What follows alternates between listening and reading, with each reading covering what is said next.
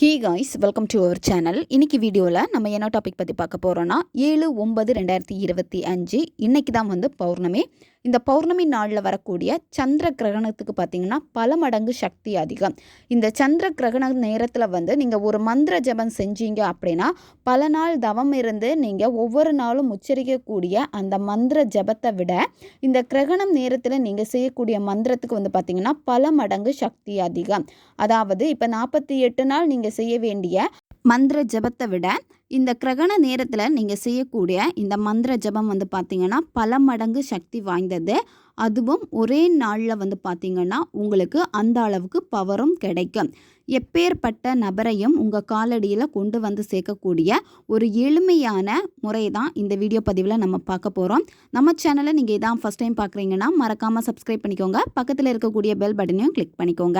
அப்போ தான் நான் போடக்கூடிய வீடியோஸ் எல்லாமே உடனுக்குடன் உங்களுக்கு நோட்டிஃபிகேஷனில் வந்துக்கிட்டே இருக்கும். வாங்க வீடியோக்குள்ளாடி போகலாம். இன்றைக்கி தான் சந்திர கிரகணம் 7/9/2025.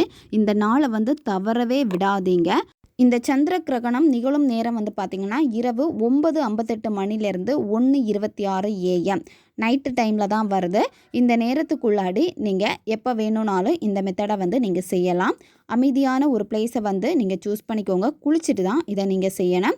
சந்திர கிரகண நேரத்தில் சாப்பிடக்கூடாது. நீங்கள் இந்த 9:58 மணிக்கு தொடங்குறதுனால அதுக்கு முன்னாடியே நீங்கள் சாப்பிட்டுக்கோங்க. 3 hours முன்னாடியே சாப்பிட்டுக்கோங்க. உங்களுடைய ரிலேஷன்ஷிப்பில் பிரச்சனை இருக்குது, உங்கள் பர்சன் சரியாக பேச மாட்டேங்கிறாங்க, நீங்கள் தேடி போனாலுமே வேணான்னு உங்களை அவாய்ட் பண்ணிக்கிட்டே இருக்காங்க அப்படின்னா இதை மட்டும் நீங்கள் செய்யுங்க. எப்பேற்பட்ட நபராக இருந்தாலும் சரி, அவங்க தான் உங்ககிட்ட கெஞ்சுவாங்க. நீங்களே வேணாம் நீ போ அப்படின்னு சொன்னாலும் உங்களை விட்டு போகவே மாட்டாங்க. ஏன்னா அந்த நபரை எந்த தொலைவில் இருந்தாலும் உங்ககிட்ட ஈர்த்து கொண்டு சேர்க்கும். நீங்கள் அமைதியான பிளேஸை சூஸ் பண்ணிவிட்டு வெறும் தரையில் உட்காரக்கூடாது. ஏதாச்சும் விரிப்பு போட்டு உட்காந்துக்கோங்க. இதில் உங்களுக்கு தேவைப்படுறது ஒரு பிளைன் பேப்பர் தேவைப்படும். ரெட் கலர் பென் பயன்படுத்திக்கோங்க. இந்த மெத்தடை யாரெல்லாம் செய்யலாம் அப்படின்னா ரிலேஷன்ஷிப்பில் இருக்கிறவங்க செய்யலாம். இப்போ உங்களுக்கு பிரேக்கப் ஆகிடுச்சு, அந்த பர்சன் சரியாக பேச மாட்டேங்கிறாங்க, உங்கள் மேலே ரொம்ப கோவமாக இருக்காங்க, உங்களை பிளாக் பண்ணி வச்சுருக்காங்க அப்படின்னா நீங்கள் செய்யலாம். கணவன் மனைவிக்கு இடையில் பிரச்சனை இருக்குது அப்படின்னா ஒன்று சேர்றதுக்காக நீங்கள் செய்யலாம். ஒன் சைடு லவ்வில் இருக்கிறவங்க இதை பயன்படுத்தலாம். இப்போ நோ கான்டாக்டில் இருக்கீங்க, டோட்டலாக பிரேக்கப் ஆகிடுச்சு, எகைன் அவங்க எனக்கு வேணும் அப்படின்னு நினைக்கிற பட்சத்தில் நீங்கள் செய்யலாம். நன்மைக்காக மட்டுமே பயன்படுத்துங்க. நீங்கள் எடுத்து வச்சுருக்கக்கூடிய பேப்பரில் இப்போ உங்களுக்கு வீடியோ ஸ்க்ரீன்லேயே வர பார்த்துக்கோங்க. இதை நீங்கள் ரெட் கலர் பென்னால் வரையணும். உங்களுடைய பேரை நடுவில் எழுதிக்கோங்க. 3 இடத்துல உங்கள் பர்சனுடைய பேரை சுற்றி நீங்கள் எழுதிக்கணும். அதுக்கப்புறமா இந்த ஸ்விட்ச் வேர்டை நீங்கள் எழுதணும். Together, connect, bring, love, success. இந்த ஸ்விட்ச் வேர்டை எழுதிக்கோங்க. எழுதிட்டு அடுத்து என்ன பண்ணணும் அப்படின்னா இந்த பேப்பருக்கு மேலே ஏதாச்சும் ஒரு பர்ஃப்யூம்னால் நல்லா ஸ்ப்ரே பண்ணிடுங்க. அத்தர் தடவிக்கலாம். உங்களுக்கு அந்த பர்சன் பயன்படுத்தக்கூடிய பர்ஃப்யூம் தெரியும் அப்படின்னா அதுவே நீங்கள் பயன்படுத்திக்கோங்க. அப்படி இல்லைன்னா ஏதாவது வாசனை திரவியம் உள்ள பர்ஃப்யூம் இதில் நல்லா ஸ்ப்ரே பண்ணிடுங்க. ஸ்ப்ரே பண்ணிவிட்டு இந்த பேப்பரை நீங்கள் 4ஆக மடிக்கணும். 4ஆக மடிச்சுட்டு ஒரு பக்கத்தில் என்ன பண்ணணும் அப்படின்னா இந்த சிம்பிளை நீங்கள் வரையணும். இப்போ உங்களை வீடியோ ஸ்க்ரீன்லேயே வர பார்த்துக்கோங்க. ரெட் கலர் பென் யூஸ் பண்ணி தான் நீங்கள் வரையணும். வரைகிறப்பவே பார்த்தீங்கன்னா அந்த பர்சன் கூட இருந்தால் நல்ல நல்ல நிகழ்வுகளை நினச்சி பாருங்கள்.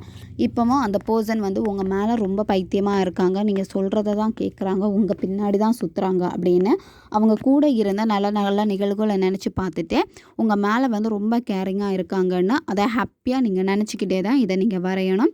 வரைஞ்சிட்டு அடுத்து என்ன பண்ணணும் அப்படின்னா இந்த பேப்பரை உங்களுடைய இடது கையில் வச்சுட்டு நல்லா மூடிக்கோங்க. கையை மூடிட்டு அதுக்கப்புறமா அந்த பர்சனுடைய ஃபோட்டோ உங்ககிட்ட இருக்குன்னா அவங்களுடைய ஃபோட்டோ பாருங்கள். ஃபோட்டோவில் அவங்களுடைய புருவ மத்தியை பார்த்துட்டு நீங்கள் அந்த ஸ்விட்ச் வேர்டை சொல்லணும். இப்போ நீங்கள் பேப்பரில் எழுதி வச்சுருப்பீங்கள்ல ஸ்விட்ச் வேர்டை, அந்த ஸ்விட்ச் வேர்டை தான் நீங்கள் சொல்லணும்.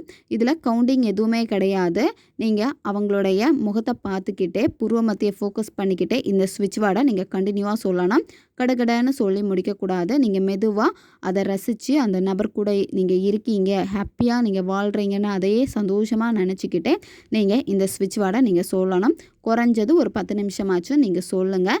சொல்லிவிட்டு அடுத்து என்ன பண்ணணும் அப்படின்னா கையில் இருக்கக்கூடிய அந்த பேப்பரை அந்த தீபம் அல்லது கேண்டில் ஏற்றி வச்சுருப்பீங்கள்ல அதில் காமிச்சு எரிச்சிருங்க. அந்த சாம்பலை காற்றில் ஊதி விட்டுருங்க. பெண்கள் தீட்டு சமயத்தில் இதை செய்யலாம். நீங்கள் அந்த பர்சனை நினச்சிக்கிட்டே இதை நீங்கள் ஹாப்பியாக நீங்கள் செய்யணும். எப்பேற்பட்ட நபராக இருந்தாலும் சரி நிச்சயமாக உங்ககிட்ட பேசுவாங்க. அதுவும் இந்த நாளில் நீங்கள் செய்கிறப்போ பல மடங்காக உங்களுக்கு ஈர்த்து கொடுக்கும். நீங்கள் நினச்சது உங்களுக்கு நடக்கும். தேவைப்படுறவங்க இதை பயன்படுத்திக்கோங்க. அடுத்த ஒரு வீடியோ பதிவில் சந்திக்கலாம். நன்றி.